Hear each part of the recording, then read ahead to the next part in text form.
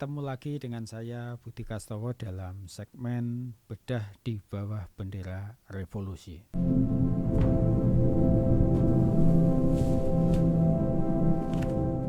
Dalam tulisan Indonesianisme dan Pan-Asiatisme, Bung Karno menggambarkan keadaan bangsa Asia atau sebenarnya lebih luas lagi Asia Afrika ataupun boleh diperluas Asia, Afrika, Amerika Latin.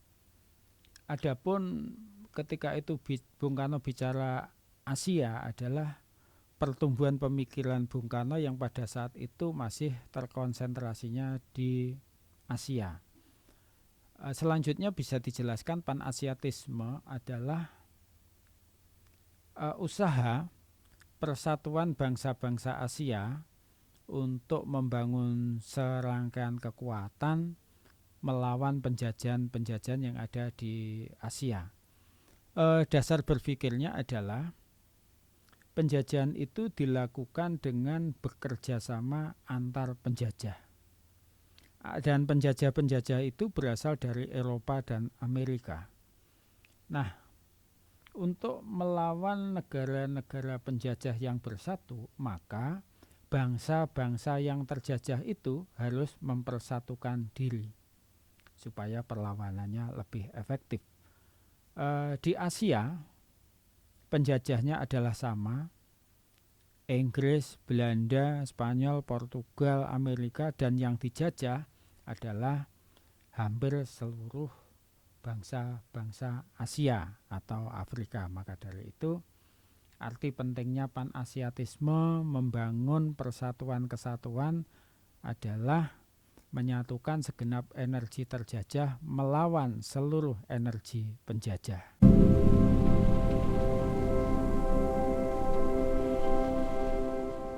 Indonesia sebagai bagian dari Asia memerlukan energi yang dimunculkan oleh Pan-Asiatisme. Artinya persatuan kesatuan Indonesia pun harus mampu mengambil energi, setidaknya energi moral. Misalnya Tiongkok juga bergerak untuk merdeka. Di sana ada tokoh pergerakan Dr. Sun Yat-sen dengan segala kekuatan gerakannya, dengan segala pemikiran-pemikirannya, nasionalisme, demokrasi, sosialisme, itu adalah roh energi perjuangan yang juga diperlukan bangsa Indonesia sebagai rujukan. Di Asia juga ada tokoh besar di India, Mahatma Gandhi. Ada dari Pakistan, ada dari Filipina, Jose Rizal Mercado. Nah, pada saat itu arti pentingnya adalah Asia sebagai negara-negara terjajah sangat diperlukan saling memberikan pemikiran-pemikiran yang bersifat moral etik untuk menguatkan perjuangan menuju kemerdekaan.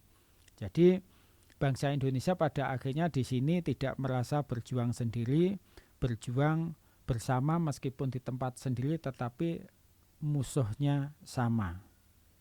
Dan ada satu hal dari peristiwa yang terjadi di Asia yang itu bisa meningkatkan moral perjuangan bangsa Indonesia, yaitu ketika bangsa Jepang tahun 1905 memenangkan perang melawan Rusia di semenanjung Sakhalin yang kaya dengan minyak. Bangsa Jepang bisa dikatakan merepresentasikan atau mewakili eksistensi bangsa Asia yang ratusan tahun lemah terjajah. Bangsa Rusia bisa dianggap sebagai representasi atau mewakili bangsa Eropa atau kulit putih. Dan Jepang mampu mengalahkan Rusia. Dalam hal ini bisa memberikan motivasi bahwasanya bangsa Asia seluruhnya yang terjajah juga bisa mengalahkan penjajahnya bangsa-bangsa Eropa.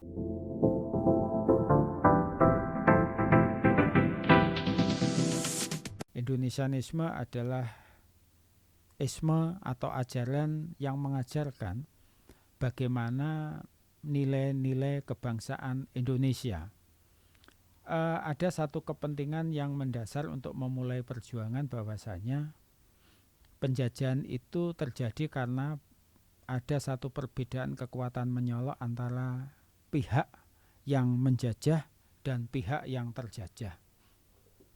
Belanda sebagai pihak yang menjajah memiliki kekuatan surplus sangat tinggi, baik politik, ekonomi, militer, budaya, dan bangsa Indonesia memiliki kekuatan yang relatif rendah dalam ideologi politik, ekonomi, militer, budaya, sehingga terjadilah penjajahan. Dan untuk merdeka, bangsa Indonesia perlu energi, perlu power, perlu kedaulatan yang sangat besar. Untuk membangunnya butuh persatuan dan kesatuan. Untuk mempersatukan, untuk membangun kesatuan dibutuhkanlah sebuah konsep. Konsep itu adalah konsep kebangsaan Indonesia, atau Bung Karno pada saat itu mengistilahkan konsep Indonesianisme. Kemudian nilai-nilai apa saja yang ada di konsep Indonesianisme itu, Bung Karno dengan kekuatan literasinya mencoba menarasikan dengan merujuk kepada beberapa tokoh dunia. Nomor 1 Ernest Renan. Bung Karno mengambil sebuah pemikiran bahwasanya kebangsaan itu adalah rasa ingin bersatu yang tidak mengedepankan perbedaan suku, agama, ras, dan lain sebagainya. Yang kedua, Bung Karno menyitir dari Otto Baur, kebangsaan itu adalah karakter gemenskap atau persamaan karakter. Kalau yang pertama tadi adalah persamaan sejarah dan persamaan tujuan hidup, sejarah terjajah dan tujuan hidup adil, makmur, merdeka. Yang ketiga, Bung Karno mengambil dari Karl Kautsky bahwasanya sebuah bangsa itu pasti hidup di atas tanah dan air. Jadi nasionalisme Indonesia itu merupakan rasa cinta kepada tanah dan airnya.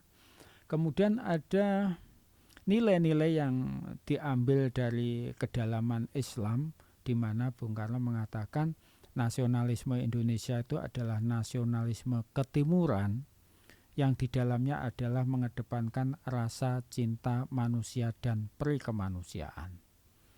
Nasionalisme Indonesia itu menerima rasa hidupnya sebagai satu wahyu dan menjalankan rasa hidupnya sebagai satu amal bakti, di mana Bung Karno tidak secara eksplisit mengatakan itu ajaran Islam, tapi bisa dibuktikan bahwasannya pemikiran itu ada dalil di dalam Al-Quran. Barangkali bisa kita buka surat Syad ayat 72, di mana Bung Karno mendefinisikan tentang rasa hidup itu, dan rasa hidup atau roh itu adalah sebagai intisari dari nasionalisme Indonesia atau Indonesianisme.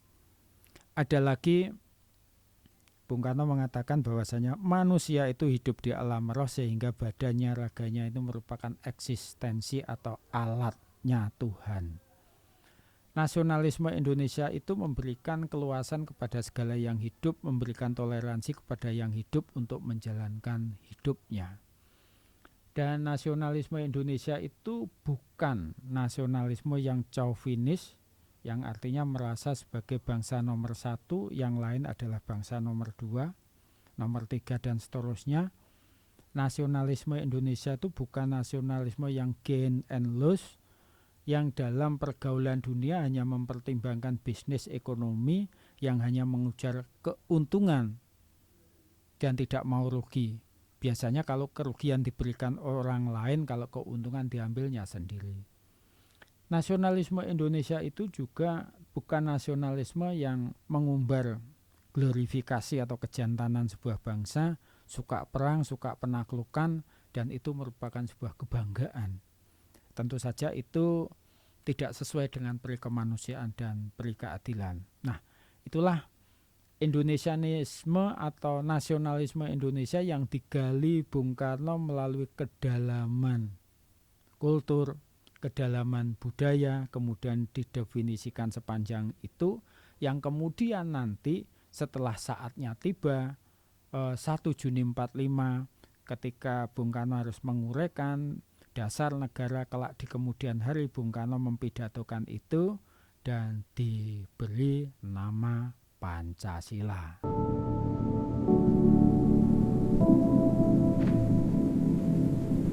Kaitan Pan-Asiatisme dan Indonesianisme nanti akan diulang penjelasannya oleh Bung Karno di pidato 1 Juni, di mana nasionalisme Indonesia harus tumbuh subur di taman sarinya internasionalisme, dan kehidupan internasionalisme harus berakar kepada taman sarinya nasionalisme masing-masing bangsa.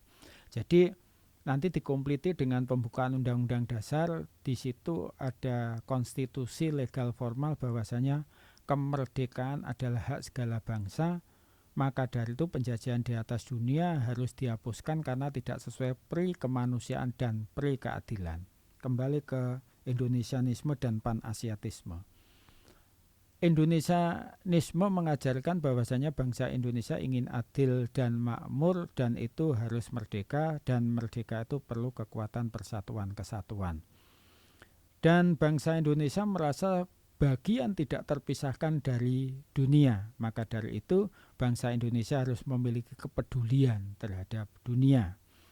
Dan bangsa Indonesia merasa akan bisa damai kalau dunia damai, dan dunia damai kalau bangsa-bangsa di seluruh dunia damai.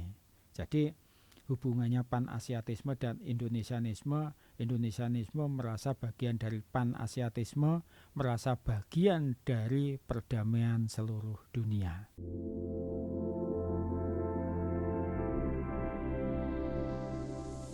Itu kewajiban kita semuanya kalau kita melihat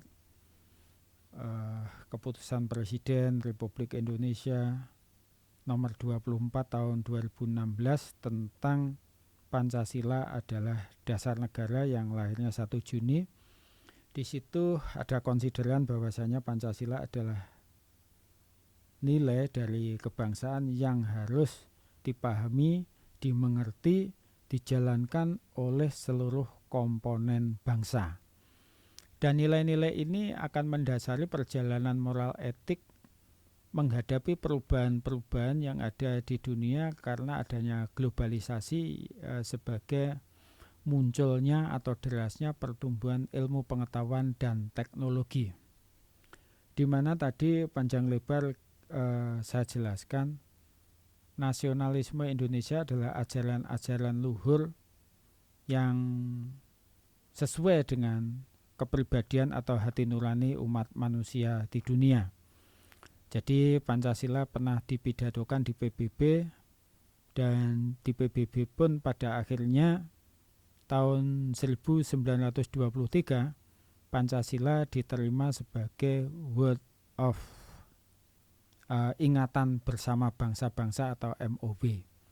Nah, secara ideal Pancasila ini harus dipelajari secara terus-menerus, dimengerti, dipahami, dihayati, dihidupkan dalam hati, dalam pikiran, dalam tindakan seluruh bangsa Indonesia di dalam kehidupan bermasyarakat, berbangsa, bernegara, berbangsa-bangsa, bernegara-negara.